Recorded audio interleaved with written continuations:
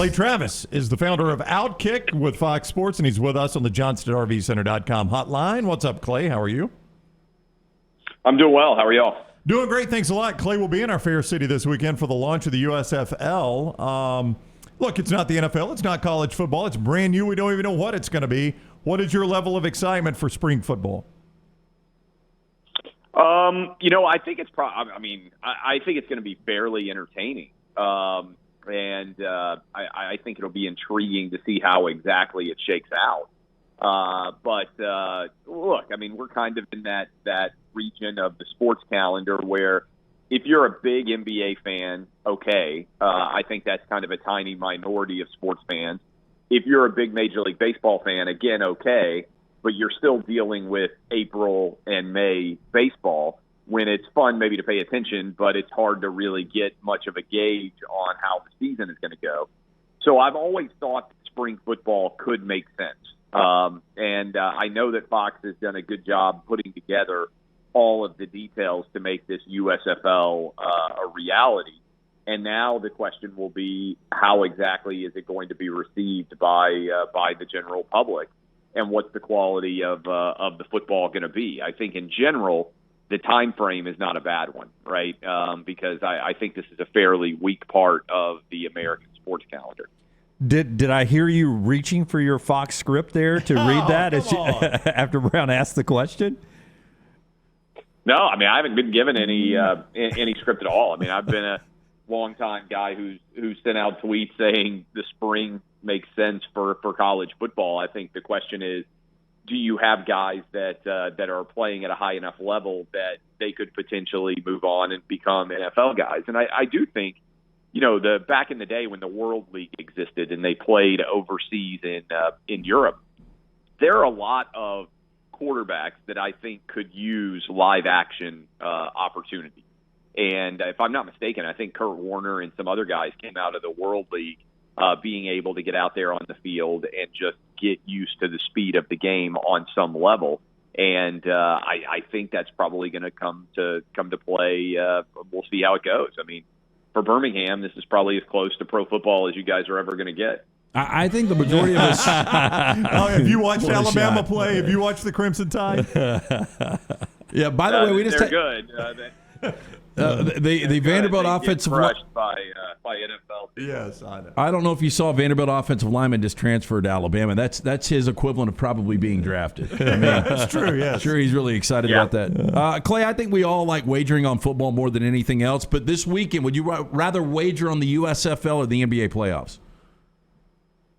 The NBA playoffs, because, at least for me, the guys who are playing in the NBA playoffs, and you've had, whatever it is, 82 games to analyze how some of these teams may play once they get to the playoffs. Now, I know that there's a big difference between the NBA regular season and the NBA playoffs in terms of the intensity that is brought to bear on each game. But I would rather wager on guys that I've seen play together and players that I've seen play at the highest level than go in blind. Now, if you had been able to watch the USFL team practice and everything else, it is probably one of the most inefficient betting markets that has ever existed, right? Because there's no real expectation for how it's going to look or which teams are going to be good or anything else. So this is one of those opportunities. I mean, I made this argument for a while, too. Like, if you were willing to just watch, WNBA, for instance, all the time, if you had WNBA League Pass and you watched every minute of WNBA games, I think you could probably make a lot of money betting the WNBA because it's a more inefficient market. That is, there are fewer people who are watching and covering the league aggressively, whereas when you talk about super popular leagues, whether it's SEC and college football and the Big Ten or certainly the NFL, there's way more eyeballs on it, and so the overall lines tend to be more set in reality, and there's less play in the joints, so to speak.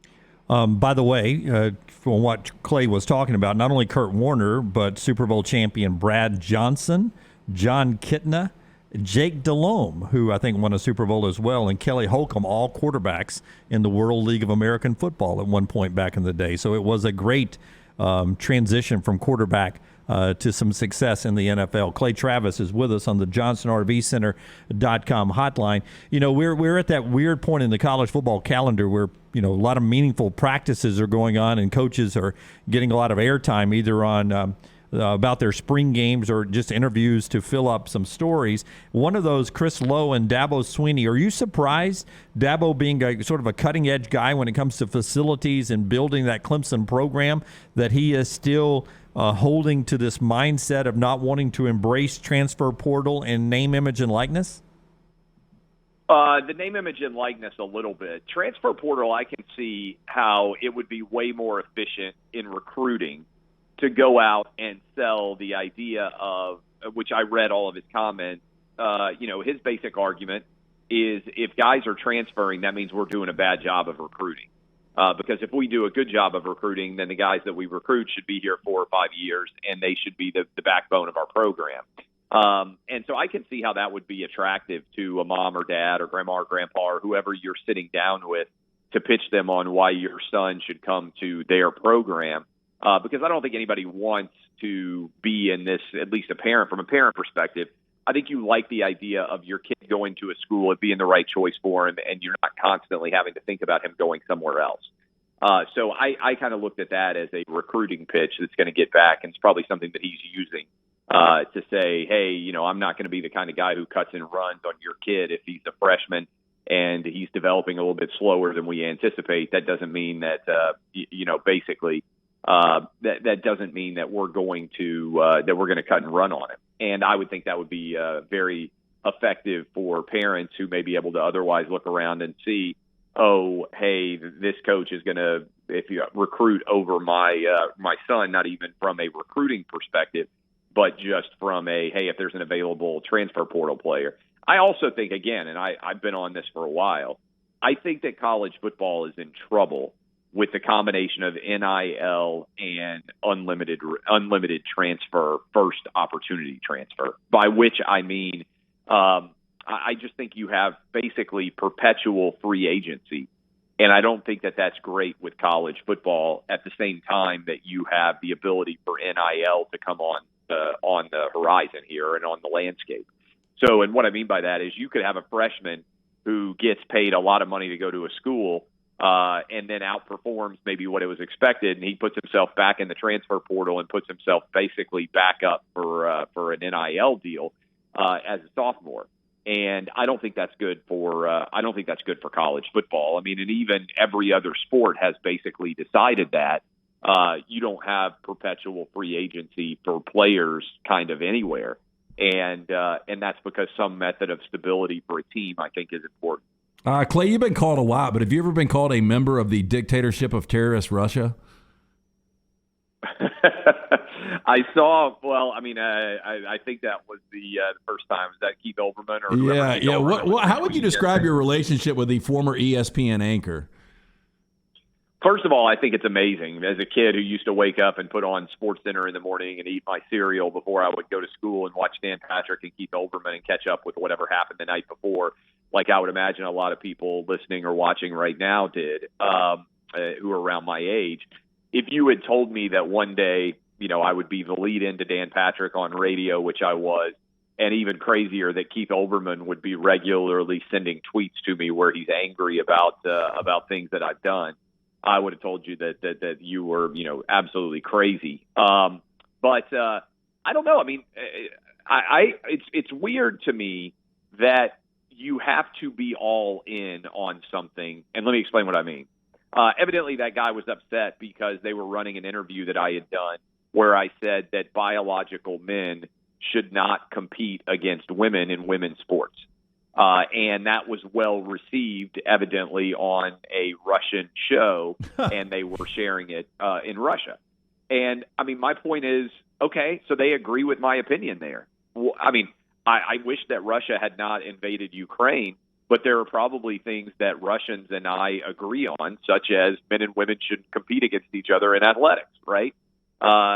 Kim Jong-un doesn't seem like he's a great dude in North Korea, but probably Kim Jong-un also thinks that women and men shouldn't compete against each other in athletics. This is not some crazy, irrational opinion. I bet almost every single person listening or watching to you guys right now, all over Alabama, agrees with my position on that issue too. So, I think it's strange that they try and say, oh, this person agrees with this opinion of yours, therefore you shouldn't even have that opinion. I don't even know what the argument is. Like, I'm not changing my opinion. I think it's wrong that biological men can decide to identify as women and compete against them and beat them.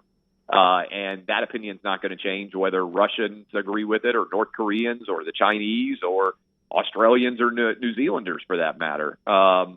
It's, in my opinion, the right opinion for sports fans.